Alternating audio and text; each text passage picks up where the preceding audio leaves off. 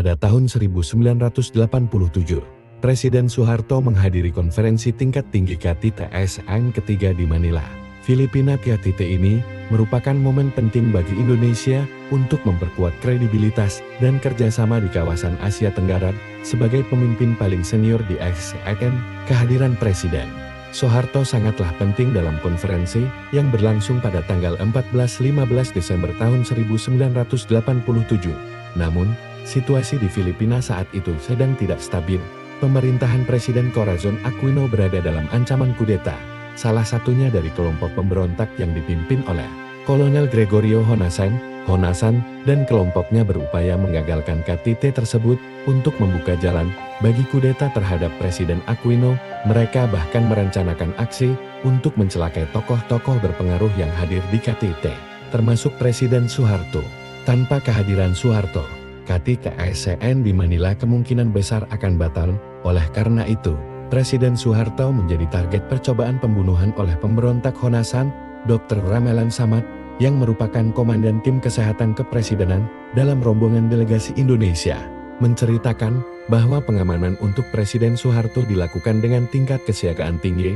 Dalam bukunya Pak Harto, Saya, dan Kontainer Medik, seperti yang dituturkan kepada Emil Bachtiar, Ramelan menjelaskan langkah-langkah pengamanan yang dikoordinasikan oleh Panglima ABRI, Jenderal Benny Murdani menyiapkan berbagai elemen keamanan, termasuk tim Pas Pampres dari Detasemen 81 Anti Teror Kopassus, Satuan Tugas Armada Laut, yang terdiri dari kapal perang dan kapal pendarat, Satuan Tugas Udara dengan pesawat Boeing 707 dan Hercules C-130, serta sistem komunikasi satelit beserta unsur pendukung lainnya.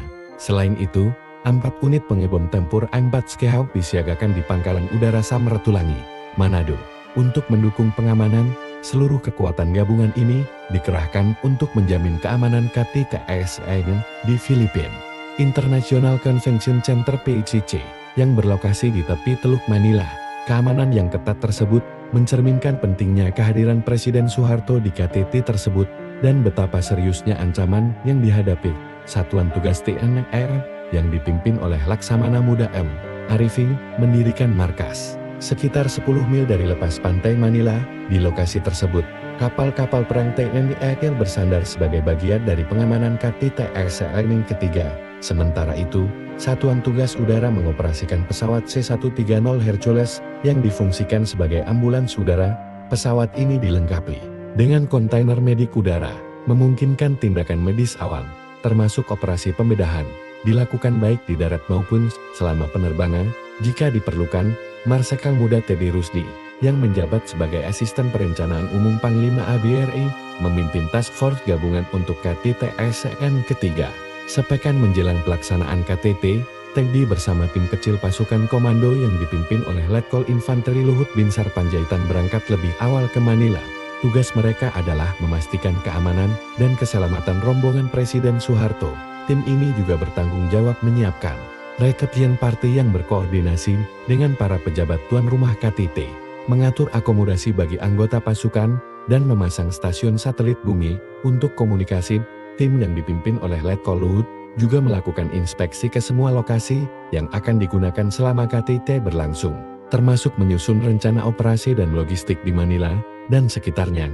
Teddy mengingat adegan saat ia duduk di dalam ambulans di bandara, memeriksa satu persatu senjata laras panjang anggota pasukan untuk memastikan tidak ada peluru tersisa sebelum mereka menyambut Presiden Soeharto.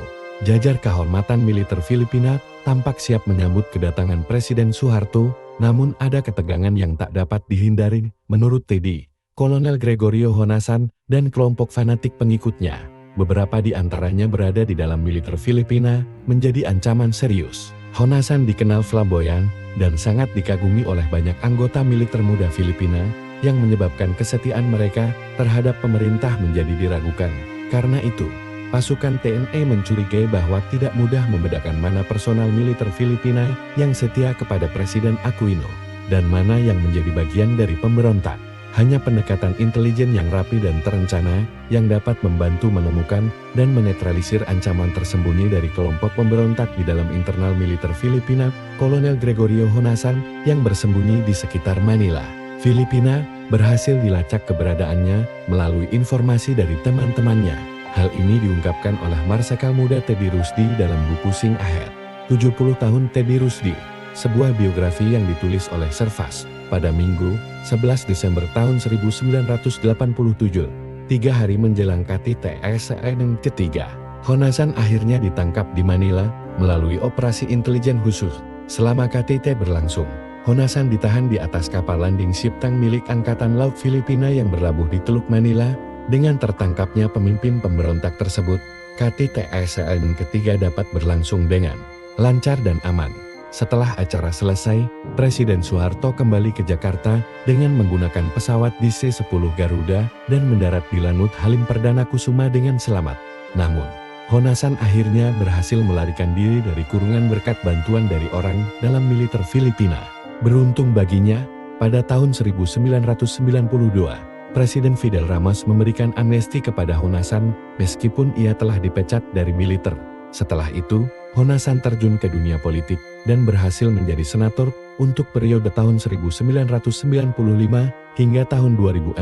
Pada pemilihan umum tahun 2016, Honasan mencalonkan diri sebagai wakil presiden mendampingi calon presiden Jojomar Binay. Namun, pasangan ini kalah dari pasangan Rodrigo Duterte dan Leni Robredo.